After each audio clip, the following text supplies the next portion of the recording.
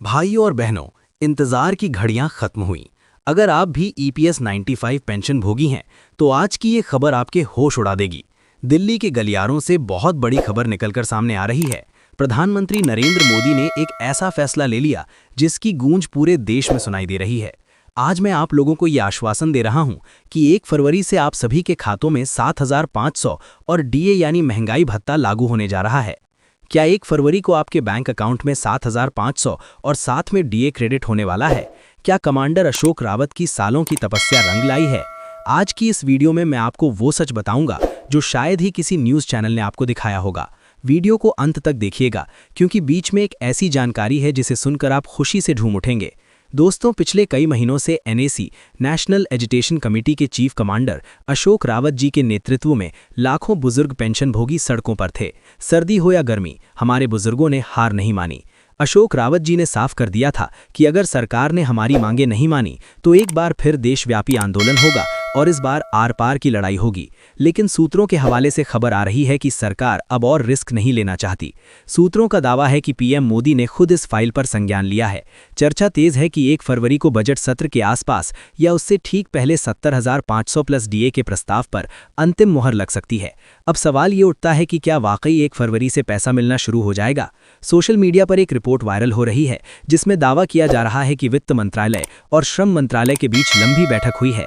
अशोक रावत जी ने स्पष्ट कहा है, हमें आश्वासन नहीं आदेश चाहिए। अगर 7,500 प्लस दर लागू नहीं हुआ तो अशोक रावत एक बार फिर करो या मरो वाले आंदोलन की शुरुआत करेंगे। लेकिन संकेत मिल रहे हैं कि इस बार मोदी सरकार पेंशनर्स को नाराज नहीं करेगी। मेडिकल सुविधाओं और एरियर पर भी बड़ी अपडेट आने वाली है। दोस्तों, अब बात करते हैं उस सबसे बड़ी मौत की जिसने सरकार की नींद उड़ा दी है। कमांडर अशोक रावत ने हाल ही में एक बंद कमरे की मीटिंग में साफ कह दिया है कि पेंशनर्स की खामोशी को हमारी कमजोरी ना समझा जाए। उन्होंने एक डेडलाइन तय कर दी है। अशोक रावत जी का कहना है कि अगर 1 फरवरी के ऐतिहासिक दिन पर सरकार ने हमारी चारों मुख्य मांगों को, जिसमें 7,500 प्लस डीए, मेडिकल सुविधा और नॉन ईपीएस रिटायर्ड कर्मचारियों को शामिल करना है, पूरा नहीं किया तो देश का चक्का जाम हो जाएगा। क्या आप जानते हैं कि इस बार का आंदोलन पहले से अलग क्यों होगा? क्योंकि इस बार लाखों पेंशनर्स के साथ उनके परिवार और बच्चे भी सच पर उतरने की तैयारी में हैं। अब आपके मन में सवाल होगा कि क्या मोदी जी वाकई 7,500 भारतीय नेपाली रुपया देंगे?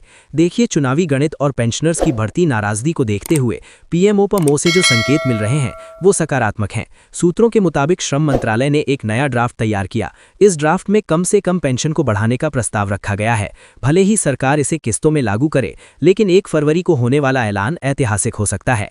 क्या मोदी सरकार 2024 के सबसे बड़े तोहफे से करोड़ों बुजुर्गों का दिल जीत पाएगी? सस्पेंस अभी बरकरार है, लेकिन उम्मीद की किरण बहुत तेज है क्योंकि हाल ही में प्रधानमंत्री नरेंद्र मोदी की तरफ से जो संकेत सामने आए हैं उन्होंने पेंशनर्स के बीच नई जान फूंक दी है। हालांकि सरकार की तरफ से अभी अंतिम अधिसूचना का इंतजार है, लेकिन सूत्रों का कहना है कि 1 फरवरी से ईपीएस 95 के तहत पेंशन बढ़ोतरी लागू करने की दिशा में काम तेजी से आगे बढ़ रहा है।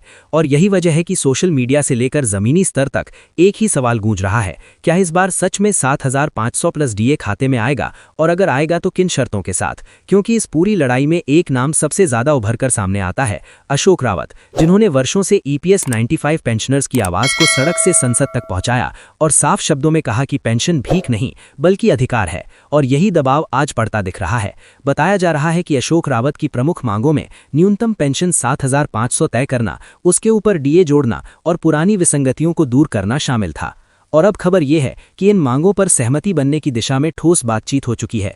लेकिन सस्पेंस अभी खत्म नहीं हुआ है क्योंकि अशोक रावत पहले ही साफ कर चुके हैं कि अगर सभी मांगें पूरी तरह लागू नहीं हुई, अगर किसी भी स्तर पर कटौती या टालमटोल की गई तो आंदोलन एक बार फिर शुरू होगा और इस बार पहले से ज्यादा व्यापक होगा। हालांकि इस बीच जो संकेत मिल रहे हैं वो ये है कि सरकार कम से कम 7,500 प्लस डीए वाली मांग पर पीछे हटने के मूड में नहीं है, क्योंकि राजनीतिक, सामाजिक और नैतिक तीनों तरह का दबाव इस समय अपने चरम पर है। और सरकार जानती है कि ईपीएस 95 पेंशनर्स अब और इंतजार नहीं करेंगे। यही कारण है कि फरवरी की तारीख को लेकर चर्चाएं तेज हैं। कुछ लोग इसे बजट से पहले का बड़ा संदेश मान रहे हैं तो कुछ इसे लंबे संघर्ष का नतीजा बता रहे हैं। लेकिन आम पेंशनर के लिए असली सवाल यही है कि खाते में पैसा कब आएगा और कितना आएगा, क्योंकि महंगाई के इस दौर में दवाइयां, राशन और इलाज सब कुछ महंगा हो चुका है और 7,500 प्लस डीए से पंप पर सम्मानजनक जीवन संभव नहीं है। इसी उम्मीद और आशंका के बीच हर पेंशनर की नज़र सरकार के अगले कदम पर है। व्हाट्सएप ग्रुप्स में मैसेज घूम रहे हैं, यूट्यूब पर वीडियो वायरल हो रहे हैं और हर कोई 1 फरवरी की सुबह का इंतजार कर रहा है, क्योंकि अगर उस दिन खाते में बढ़ी हुई पेंशन दिखी तो ये सिर्फ एक अपडेट नहीं बल्कि दशकों के संघर्ष की जीत होगी। और अगर किसी कारणवश देरी हुई तो अशोक रावत के शब्दों में आंदोलन की चिंगारी फिर से भड़क सकती है। इसलिए आने वाले दिन EPS 95 के इतिहास के सबसे निर्णायक दिन माने जा रहे हैं और यही वजह है इस अपडेट को हल्के में लेना भारी पड़ सकता है। अगर आप या आपके परिवार में कोई EPS 95 पेंशनर है तो नजर बनाए रखिए, क्योंकि फैसला बेहद करीब है और इस बार कहानी मोड़ लेने वाली है। प्रधानमंत्री नरेंद्र मोदी की तरफ से हाल ही में एक बहुत बड़ा संकेत दिया गया है कि 1 फरवरी से EPS 95 पेंशनर्स के खातों में 7,500 भारतीय नेपाली रुपया प्लस DA आने वाला है। और यही बात सुनते ही पूरे देश में उम्मीदों की लहर दौड़ गई। लेकिन सवाल वही पुराना है, क्या ये सच में होने वाला है या फिर ये भी नहीं खोखले वादों की लिस्ट में जुड़ जाएगा जो हर बार किसी बड़ी तारीख से पहले किए जाते हैं। सूत्रों की माने तो सरकार के अंदर बैठकों का दौर चला है, फाइलें आगे बढ़ी हैं और कहा जा रहा है कि फैसला लगभग तय है। लेकिन दूसरी तरफ वही सिस्टम है जिसने पहले भी आखिरी वक्त पर सब कुछ टाल दिया था और पेंशनर्स को सिर्फ भरोसे का सहारा देकर घर भेज दिया था। इसी बीच अशोक रावत का नाम फिर से चर्चा में आया है, क्योंकि दावा किया जा रहा है कि डी अशोक रावत का नाम के साम्स दास से 1.5 करोड़ में क्या री बात की, उनकी सारी मांगे मान ली गई हैं और सरकार अब पीछे हटने की हालत में नहीं है। लेकिन यहीं से सस्पेंस शुरू होता है, क्योंकि अशोक रावत खुद पहले भी साफ कह चुके हैं कि जब तक पैसा खाते में नहीं आता तब तक किसी भी ऐलान पर भरोसा नहीं किया जाएगा। और अगर 1 फरवरी को भी सिर्फ बयानबाजी हुई तो आंदोलन एक बार फिर सड़कों पर होगा और इस बार पहले से ज्यादा तेज होगा। दिलचस्प बात यह है कि सोशल मीडिया पर वायरल हो रही खबरें कुछ और ही कहानी बता रही हैं। कहीं लिखा जा रहा है कि 7,500 प्लस DA फाइनल है, तो कहीं कहा जा रहा है कि सिर्फ कुछ पेंशनर्स को ही फायदा मिलेगा और कहीं यह भी दावा किया जा रहा है कि बजट के बाद मामला फिर लटक सकता है। और यही भम वही पुरानी रणनीति लगती है जिसमें उम्मीद जिंदा रखो लेकिन फैसला टालते रहो। अब पेंशनर्स के मन में एक ही डर बैठा है कि कहीं ऐसा ना हो कि 1 फरवरी आए, भाषण हो जाए, बयान जारी हो जाए और अंत में वही 11,500 भारतीय नेपाली रुपया वाला मैसेज मोबाइल पर चमक जाए, क्योंकि ऐसा पहले भी हो चुका है। और इसी वजह से आज EPS 95 पेंशनर्स खुशी मनाने से पहले डर रहे हैं। उन्हें याद है हर वो तारीख जब कहा गया था अब की बार पेंशन बढ़ेगी, लेकिन हर बार सिर्फ तारीख बदली और हालात वही रहे। अब सवाल सिर्फ इतना है कि क्या इस बार वादे सच बनेंगे या फिर ये भी एक और राजनीतिक जुमला साबित होगा, क्योंकि जब तक खाते में 7,500 प्लस DA नहीं आता तब तक हर खबर, हर दावा और हर संकेत सिर्फ एक अधूरा वादा ही माना जाएगा। और यही वजह है कि 1 फरवरी EPS 95 पेंशन के इतिहास की सबसे बड़ी कसौटी बन चुकी है, जहां या तो भरोसा लौटेगा या फिर सिस्टम से आखिरी उम्मीद भी टूट जाएगी। और इसी वजह से आज हर EPS 95 पेंशनर के दिल में एक अजीब सा डर बैठा हुआ है, क्योंकि उन्हें अच्छे से याद है कि कैसे हर बार किसी बड़ी तारीख से ठीक पहले बड़े बड़े दावे किए गए थे। कभी कहा गया बजट में घोषणा होगी, कभी कहा गया प्रधानमंत्री खुद फैसला लेंगे, कभी कहा गया कैबिनेट से मंजूरी मिल चुकी है, लेकिन हर बार नतीजा वही निकला, सिर्फ बयान बदले, हालात नहीं बदले। और अब जब एक बार फिर 1 फरवरी और 7,500 प्लस DA की बात जोर पकड़ रही है तो लोग पूछ रहे हैं कि क्या इस बार सच में कुछ अलग होने वाला है या फिर ये भी उसी पुरानी स्क्रिप्ट का हिस्सा है जिसमें उम्मीद दिखाकर समय निकाला जाता है। अंदर खाने से जो बातें छन कर आ रही हैं वो ये बताती हैं कि सरकार पूरी तरह 2 हिस्सों में बटी हुई है।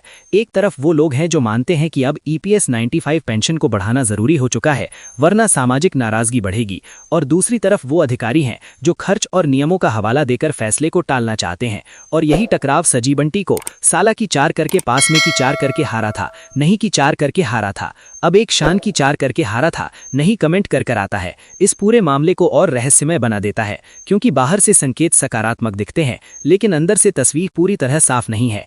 इसी बीच अशोक रावत का एक और बयान पेंशनर्स के बीच आग की तरह फैल गया है, जिसमें उन्होंने कहा कि अब भरोसा सिर्फ खाते में आने वाले मैसेज पर ही किया जाएगा, किसी प्रेस कॉन्फ्रेंस, किसी भाषण या किसी पोस्टर पर नहीं।